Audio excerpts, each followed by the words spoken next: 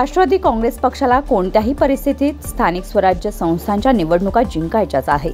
त्यामुळे इच्छुकांमध्ये रस्सीखेच नको, पक्ष देईल तोच उमेदवार असेल, त्यामुळे कोणतीही धुसमूस मनात न ठेवता पक्ष संघटना वाढीसाठी काम करा, असे आवाहन प्रदेशाध्यक्ष खासदार सुनील तटकरे यांनी इच्छुक उमेदवारांशी चर्चा करताच पक्ष नेतृत्व जो निर्णय घेईल तो मान्य असेल, असे बॅनर समाज माध्यमांवर फिरू लागले आहेत। नगरपालिका, जिल्हा परिषद आणि पंचायत समिती निवडणुका कधीही जाहीर होऊ शकतात। राष्ट्रवादी काँग्रेस अजित पवार गटाच्या इच्छुकांनी आपापल्या भागात जनसंपर्क वाढवत बॅनरबाजी सुरू केली आहे। एकाच प्रभागात राष्ट्रवादीचे 2 ते 3 उमेदवार इच्छुक असल्याने पक्षात अंतर्गत धुसमूस सुरू झाली असून सावरोली जिल्हा परिषद गटातून पद्मा पाटील निवडून आल्या होत्या। आता त्यांचे पती सुरेश पाटील इच्छुक आहेत, तर तालुकाध्यक्ष संतोष बैलमारे यांनीही निवडणूक लढविण्यासाठी तयारी दर्शवली असून त्यांना वाढता पाठिंबा मिळत आहे।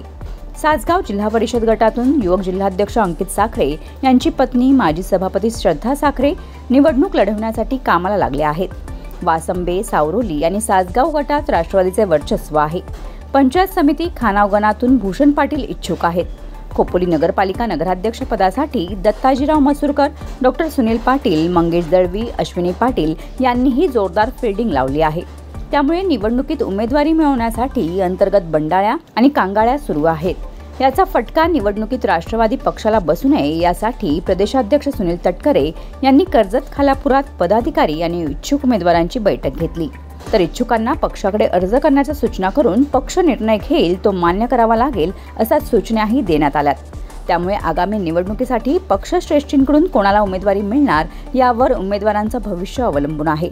मात्र राष्ट्रवादीचे प्रदेशाध्यक्ष खासदार सुनील तटकरे विरोधकांना रोखण्यासाठी कोणती खेळी करणार, कोणाला जवळ घेणार याकडे आता सर्वांचं लक्ष लागलं आहे। Bureau report, news 46, Raigad, Khopoli.